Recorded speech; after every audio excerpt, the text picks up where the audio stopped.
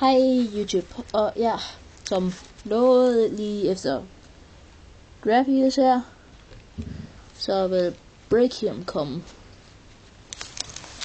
Og det er Ventus, eller Heos. Jeg bytter mange gange om på de to, jeg ved ikke hvorfor.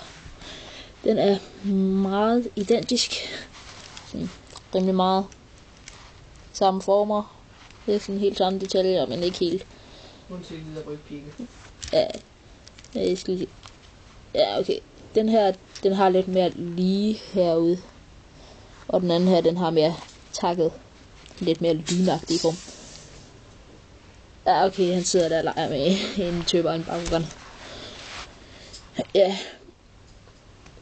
Måske kunne jeg få ham til at stoppe. Og sådan at jeg kan lave den her video. Og ja, nu åbner vi den. Godt. Den her, der er ikke så meget mere forskel andet end den her, den skifter til Darkest. Jeg skal bygge lidt for sådan. Men der er Darkest.